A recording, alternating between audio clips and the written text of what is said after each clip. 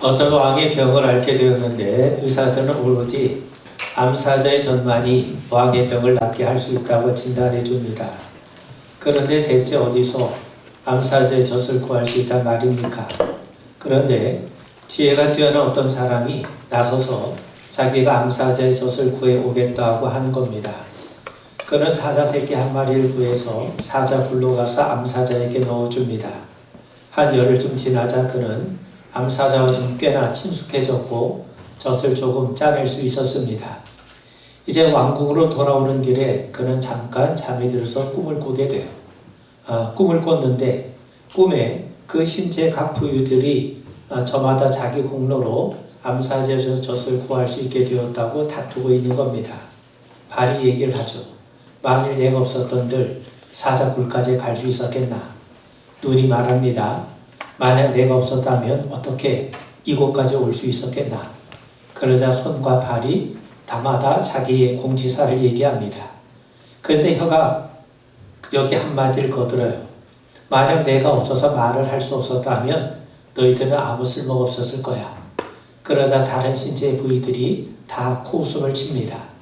그래서 그는 잠에서 깨어나 왕국에 도착했어요. 그리고는 암사젖을 내려놓으면서 이렇게 말을 합니다. 왕이시여, 이것은 개의 젖입니다. 혀가 엉뚱하게 말하는 바람에 암사자의 젖은 바닥에 내버려지고 그 사람은 매만 실컷 맞고 왕국에서 나올 수 있었다는 겁니다. 그제서야 혀를 비웃던 신체의 각 부위들은 혀가 얼마나 소중한 존재인지를 알게 되었다는 거죠. 여러분, 릴레이 경주는 고대 그리스 고린도에서 시작이 되었습니다. 그때도 지금처럼 4명이 한 팀이 되어서 달렸다고 하는데 지금과 다른 점이 하나 있다면 바톤이 플라스틱 막대가 아니라 봉화라는 점입니다. 그러니까 빨리 달린다고 해서 승리하는 게 아니라 봉화의 불이 꺼지지 않게 달려야 하는 겁니다. 불이 꺼지는 경우는 대개 다음 주자에게 바톤을 넘겨줄 때 많이 발생한다고 합니다. 봉화 바톤을 넘겨주는 주자와 받으면서 달리는 주자의 호흡이 잘 맞고 속도와 리듬이 일치해야 불이 꺼지지 않고 인계될 수 있다는 거죠. 달리 말하면 선수들끼리 서로 팀워크가 맞고 서로 화목해야 경기에서 이길 수 있다는 겁니다. 여러분, 우리가 서로 화목하지 못하면 넘어지게 되어 있습니다. 사자의 젖이 개의 젖이 될 수 있습니다. 죽도록 고생하고 수고하며 달린 것이 순간 낭패가 될 수 있습니다. 그러므로 우리가 행복하기 위해 가장 기본적인 일 가운데 하나는 서로 화목한 것 아니겠습니까? 여러분, 아내와 남편이 화목하지 못하면 아이들이 고통을 받습니다. 직장 상사나 동료들과 화목하지 못하면 그처럼 괴롭고 힘든 일이 어디 있겠습니까? 정치인들이 서로 화목하지 못하고 늘 갈등과 반목을 일삼기 때문에 나라가 흔들린 것 아닙니까? 성도들이 주 안에서 서로 화목하지 못하고 어찌 즐거운 신앙생활을 할 수 있겠습니까? 그런데 인간이 겪는 모든 불화의 근본적인 원인은 바로 하나님과 화목하지 못했기 때문에 그렇습니다. 생각해 보세요. 수도꼭지를 계속 틀어놓으면 물이 싱크대를 넘어서 바닥으로 흐를 것 아니겠습니까? 이때 필요한 것은 바닥에 떨어진 물을 닦는 것이 아니라 수도꼭지를 잠그는 겁니다. 그것이 근본적인 원인이 되기 때문이죠. 마찬가지로 인간이 겪는 모든 불안은 바로 하나님과 화목하지 못한 데에서 파생되는 결과인 겁니다. 여러분, 아담과 하와가 하나님께 범죄를 하자 그만 하나님과의 관계가 깨어졌습니다. 그러다 보니 세상에 저주가 임했죠. 땅이 가시원건기를 내면서 인간이 수고에 합당한 열매를 맺지 못하게 되었습니다. 내 뼈 중에 뼈요 살 중에 살뿐 아니라 서로 벌거벗었음에도 부끄러움을 느끼지 못했던 아담과 하와가 서로 책임을 떠넘기고 서로 부끄러워하는 관계로 변질되고 말았습니다. 아내는 평생 남편을 섬겨야 하고 남편도 평생 이마에 땀을 흘려야 먹을 수 있는 그런 관계로 전락되고 말았습니다. 예배를 드리면서도 사랑하는 동생을 죽이는 죄악의 꽃이 피어나기 시작했습니다. 이후 하나님과의 화목에 깨어진 인간의 역사는 전쟁과 비극의 소용돌이에 휩싸여 한시도 편한 날이 없게 되었던 거죠. 그런데 여러분, 우리가 믿는 하나님은 화목의 하나님이세요. 하나님은 우리가 화목하게 살길 원하십니다. 화목이라는 게 뭡니까? 서로 적대적인 관계가 사라진 관계를 의미하고, 또 이것을 영적으로 표현하면 범죄한 인간이 그리스도 예수의 죽음을 통해 하나님과 하나 되는 것을 의미합니다. 그러기 위해서 화목은 서로 화해하는 것이고 서로 하나 되는 겁니다. 그런데 사단은 이 하나됨을 방해하고 나누게 하고 분열시킵니다. 서로 화목하지 못하게 해야 하나님의 뜻을 대적하고 하나님을 방해할 수 있기 때문이죠. 그리고 죄된 인간의 힘으로는 화목을 이룰 수 없다는 데 문제가 있습니다. 그래서 하나님께서 친히 화목을 이루기로 작정하셨습니다. 오늘 본문이 증거하는 것이 바로 그것입니다. 여러분, 5월은 가정의 달 아닙니까? 우리 모두 건강한 영혼, 행복한 가정, 행복한 교회 생활을 원합니다. 그렇다면 가정의 행복은 어디 있는가? 화목함에 있지요. 교회의 힘은 어디서 나옵니까? 주님 안에서 우리 모두가 화목하는 데에서 나오게 마련입니다. 그렇다면 우리는 어떻게 화목할 수 있습니까? 주님이 우리에게 주신 말씀의 의미는 무엇입니까? 저는 세 가지를 간단하게 말씀을 드리고자 합니다. 여러분, 화목을 이루는 일은 인간적으로 불가능합니다. 이스라엘을 오랫동안 노예를 부렸던 애굽 사람들과 화목하는 일이 쉽겠습니까? 이스라엘 신앙을 멸시하고 그들의 문화를 말살하려 했던 바벨론 사람들과 화목하는 일이 과연 순탄하겠습니까? 유대 민족을 점령하고 나사렛 예수를 십자가에 죽게 만든 로마 사람들과 화목을 이루는 것은 애시당초 불가능한 일처럼 보입니다. 무엇보다도 죄의 종으로 사로잡힌 인간이 그 죄인이 어떻게 거룩하신 하나님과 화목을 이룰 수 있단 말입니까? 그런데 하나님은 화목의 하나님이세요.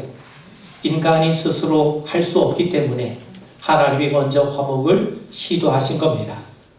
그러므로 화목을 원하신 분은 하나님이시고 우리와 화목하기 위해서 먼저 화목을 하기 위해 손을 내미신 분도 하나님이세요.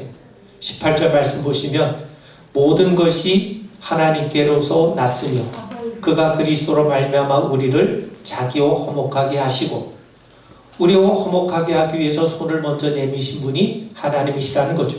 19절에 보시면 하나님께서 그리스도 안에 계시사 세상을 자기와 화목하게 하시며, 여러분, 하나님께서 하신 일이 바로 이것입니다. 내가 너희들과 화목하고 싶다 하시면서 손을 먼저 내미신 것, 이게 하나님이 하신 일이죠.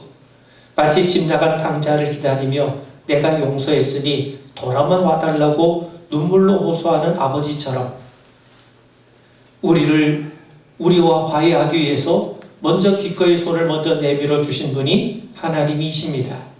찬송가 527장 가사가 증거하는 것처럼 어서 돌아오, 어서 돌아만 오. 지은 죄가 아무리 무겁고 크기로 주 어찌 못 담당하고 못 받으시려. 나간 자식 오기만 밤새 기다리신다오. 여러분, 이것이 우리 주님의 마음 아니겠습니까? 여러분 생각해 보세요.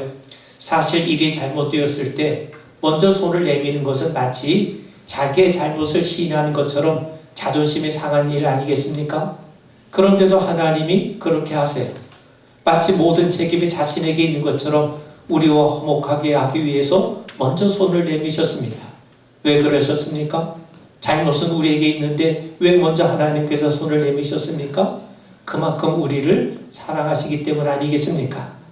그래서 사도 요한은 말씀하기를 사랑은 여기 있으니 우리가 하나님을 사랑한 것이 아니요 하나님은 우리를 사랑하사 우리 죄를 속하기 위하여 화목제물로 그 아들을 보내셨음이라 말씀합니다. 그러므로 여러분, 우리가 하나님의 자녀로서 아버지 되는 하나님 모습을 닮아간다는 것은 화목을 위해서 먼저 손을 내미는 겁니다.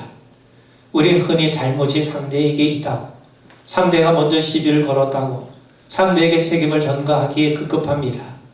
그런데 하나님은 우리가 죄를 지었음에도 먼저 화목의 손을 내미셨어요. 그러므로 하나님의 자녀된 우리는 먼저 손을 내밀어야 됩니다.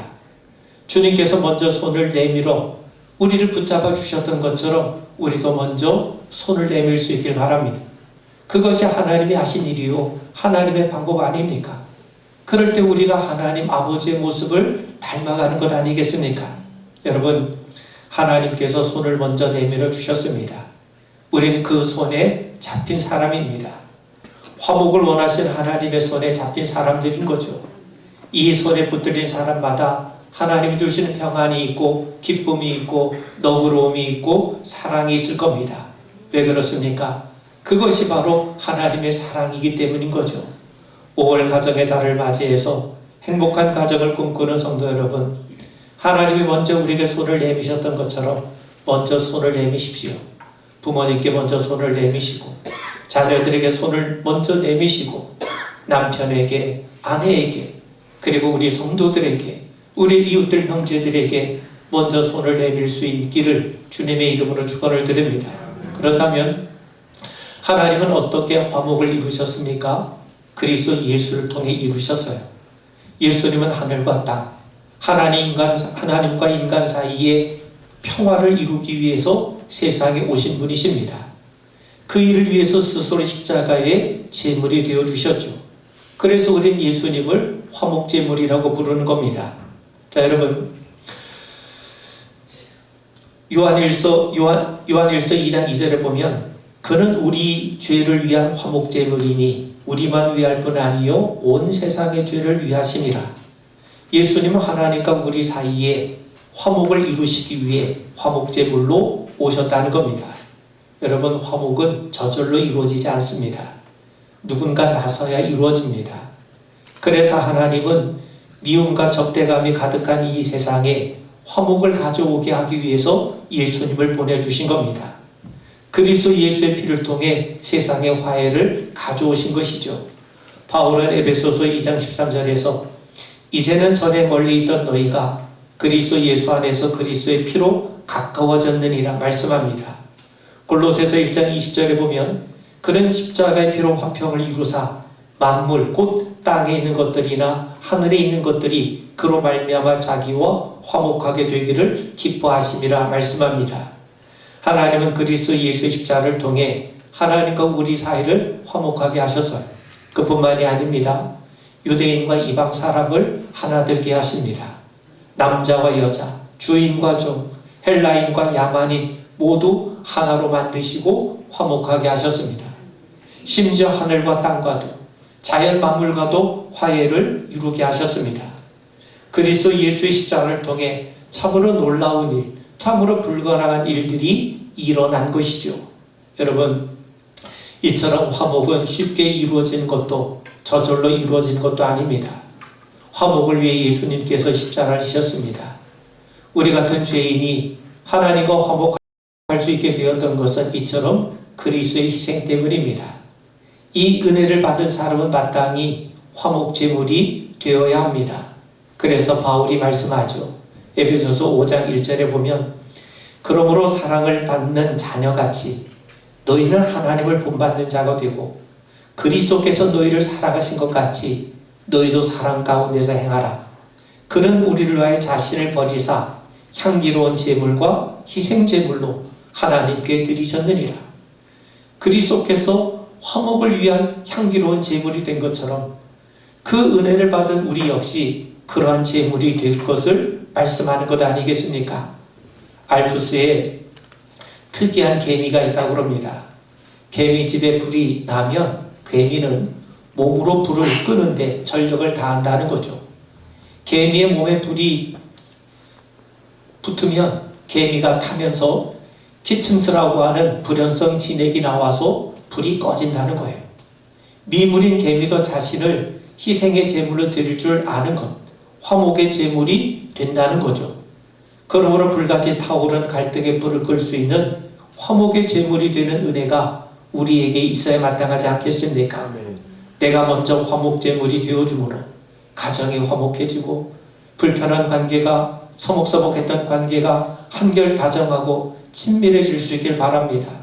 더 나아가서 정말 교회가 이 민족과 세계를 향한 하나님의 진노의 불길을 끌 수 있는 화목 제물이 될 수 있도록 우리가 더욱더 힘써 기도하고 간구해 마땅하지 않겠습니까? 마지막으로요. 오늘 17절에 보면 그런즉 누구든지 그리스도 안에 있으면 새로운 피조물이라. 이전 것은 지나갔으니 보라 새 것이 되었도다. 우리가 그리스도 안에 있으므로 새로운 피조물이 되었어요. 그런데 하나님께서는 새로운 피조물 된 우리에게 한 가지 중요한 직분을 맡기십니다. 18절에 보면 또 우리에게 화목하게 하는 직분을 주셨으니, 19절에 보면 화목하게 하는 말씀을 우리에게 부탁하셨느니라. 그리고 20절에는 우리가 그리스도를 대신하는 사신이라 말씀합니다. 우리는 그리스도를 대신해서 사는 인생이라는 거죠. 주님이 우리를 하나님과 화목하게 하신 이유가 바로 여기에 있습니다. 그분을 대신해서 살라는 거예요. 그렇다면 그 모습이 뭡니까? 바로 화목하게 하는 일이죠. 서로 화목하는 일이야말로 새로운 피조물 된 우리에게 맡겨진 귀한 소명이요 사명이라고 말씀하십니다. 여러분, 성경에는 화목을 이루는 이야기가 참 많이 나옵니다. 야곱이 형 에서와 화목을 이루는 장면이 있죠. 창세기 33장 이하를 보면 야곱이 달려가서 형 에서를 가까이 가서 끌어안습니다. 서로 입을 맞추고 서로 웁니다. 그러면서 에서의 얼굴에서 하나님의 얼굴을 보는 것 같이 고백합니다. 얼마나 가슴 뭉클한 장면입니까? 또 창세기 45장에 보면 요셉과 그의 형들이 서로 화해하는 장면이 나오죠. 요셉이 형들에게 말을 합니다. 나는 요셉이라 내 아버지께서 아직 살아계시니까 내게로 가까이 오소서. 나는 당신들의 아우 요셉이니 당신들이 애굽의 판자라. 당신들이 날 이곳에 팔았다고 해서 근심하지 마십시오. 한탄하지 마소서. 하나님의 생명을 구원하시려고 나를 당신들보다 먼저 보내셨다이다. 너무나도 아름다운 화해의 장면 아닙니까? 오늘 남북으로 갈라진 우리 민족이 계층 간의 갈등으로 또는 이념 간의 갈등으로 갈라진 우리 사회가 이렇게 야곱과 에서와 같이 요셉과 그의 형제들 같이 서로 안고 눈물 흘리며 화해할 수 있다면 얼마나 귀하고 복된 일입니까? 사랑하는 성도 여러분, 주님은 우리에게 화목하게 하는 직분을 주셨습니다. 하나님과 화목했으면 그 일로 끝나는 것이 아니고 이 화목하게 하는 직분을 제대로 감당해야 한다고 말씀합니다. 예수님은 산상수훈에서 평화를 위해 일하는 자가 하나님의 아들이라 일컬음 받는다고 말씀하지 않으셨습니까? 이것이야말로 최고의 복이요 영예 아니겠습니까? 그러므로 화목하게 하는 일을 잘 감당해야 됩니다. 그 중에 하나가 전도예요. 전도가 뭡니까? 죄 때문에 하나님과의 관계가 막히고 불화하게 된 사람들에게 십자가의 복음을 전해서 하나님과 다시금 화목하게 한 것 아니겠습니까? 십자가의 은혜로 죄의 문제를 해결해서 하나님과의 막힌 관계를 회복시켜주는 것, 이게 전도 아니겠습니까? 그래서 전도는 세상 사람들로 하여금 하나님과 화목을 이루게 하는 일입니다. 그래서 성경은 복음을 전하는 자의 발이 아름답다고 했던 겁니다. 여러분, 5월 가정의 달을 맞아 온 교우들이 예배하며 성차를 나눕니다. 우리가 서로 화목하고 일치를 이루기 위함이죠. 하나님은 우리가 화목하기를 원하십니다. 그래서 먼저 손을 내미시고 그리스도 예수를 화목제물로 삼아 화목을 이루셨습니다. 그리고 우리에게 화목하게 하는 직분을 맡겨주셨습니다. 사랑하는 성도 여러분, 우리 영혼이 먼저 하나님과 화목을 이루어야 합니다. 우리의 가정이 화목을 이루셔야 됩니다. 우리의 교회도 화목을 이루어야 됩니다. 먼저 손을 내미시고 화목제물이 되게 힘써 가십시오. 화목하게 하는 직분을 주신 것을 기억하며 우리가 서로 화목하고 화해하고 하나 되는 일에 더욱더 최선을 다할 수 있게 되기를 주님의 이름으로 축원을 드립니다. 아멘.